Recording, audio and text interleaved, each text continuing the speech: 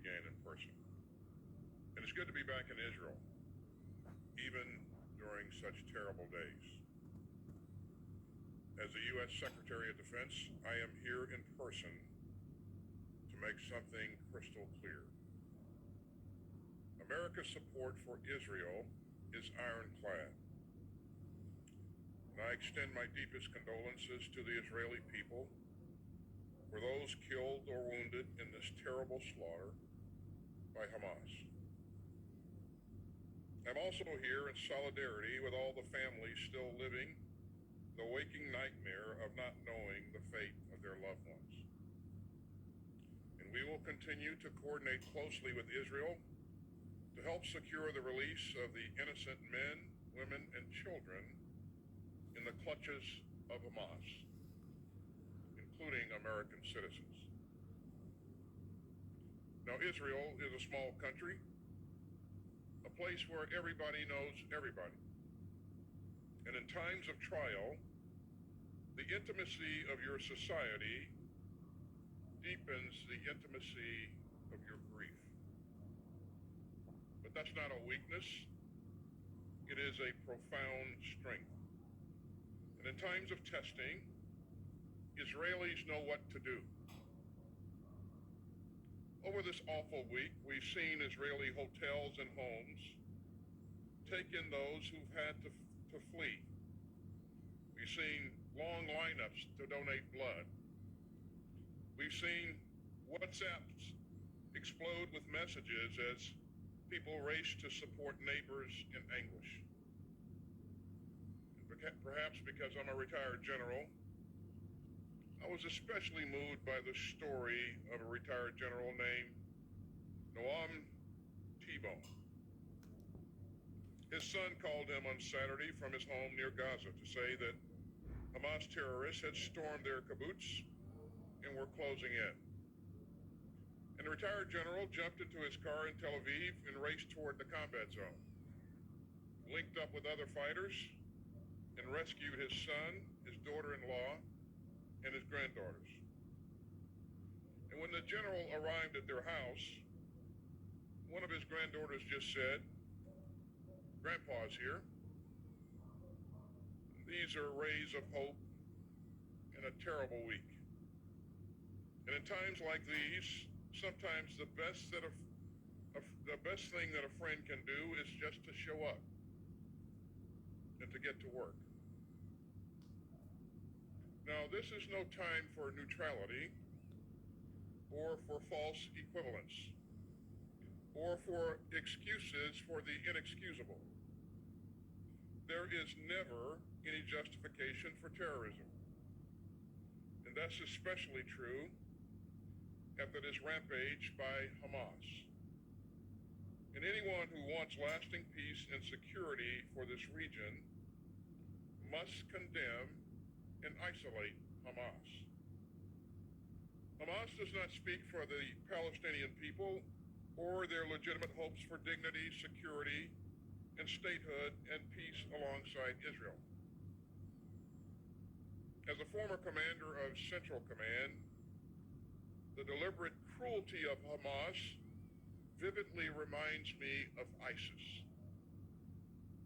Bloodthirsty, fanatical, and hateful.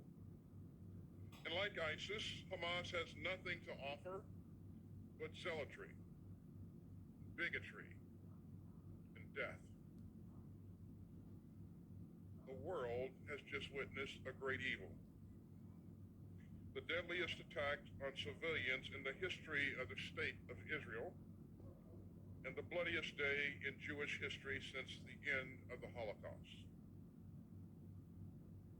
So make no mistake, the United States will make sure that Israel has what it needs to defend itself. And Israel has a right to protect its people. You know, and there are many phone calls this week. President Biden has told Prime Minister Netanyahu that the United States would also respond swiftly and decisively to such a massive terrorist assault. And the president also underscored that democracies like ours are stronger and more secure when we uphold the laws of war. Terrorists like Hamas deliberately target civilians, but democracies don't. This is a time for resolve and not revenge, for purpose and not panic, and for security and not surrender. At President Biden's direction, we have moved urgently to respond to this crisis and to send a strong message of deterrence. The USS Gerald R. Ford Carrier Strike Group is now in the region, led by the largest aircraft carrier in the world. We've augmented U.S. fighter aircraft squadrons in the Middle East, and the U.S. Department of Defense stands fully ready to deploy additional assets if necessary. As President Biden has said, for any country, for any group, or anyone thinking about trying to take advantage of this atrocity, to try to widen the conflict or to spill more blood, we have just one word: don't. The world is watching, and so are we. And we aren't going anywhere. We will remain in close contact with our valued partners across the region, and security assistance from the Department of Defense is already rapidly flowing into Israel. That includes munitions and air defense capabilities and other equipment and resources. It also includes more interceptors for Iron Dome to save Israeli lives. And we will continue to ensure that Israel has what it needs to keep itself secure. Now, Hamas attacked at a time of global challenge. But the United States is the most powerful country in the world, and we remain fully able to project power and uphold our commitments and direct resources to multiple theaters. So we will stand with Israel even as we stand with Ukraine. The United States can walk and chew gum at the same time. And U.S. security assistance to Israel will flow in at the speed of war. As this harrowing week draws to a close, and as Shabbat draws near, we stand together, and we stand strong. The United States has Israel's back, and that is not negotiable, and it never will be.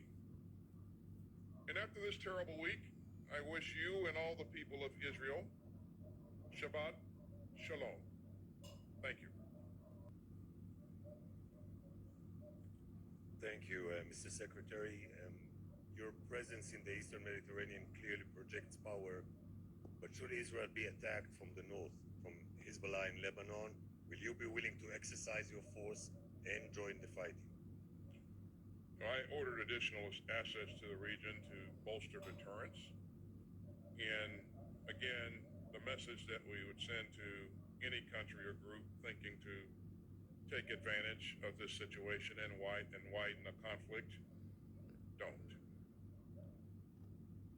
I won't speculate on anything that could happen in the future. I will just tell you clearly that the United States will continue to support Israel's right to defend itself. Please, a question to the Defense Minister.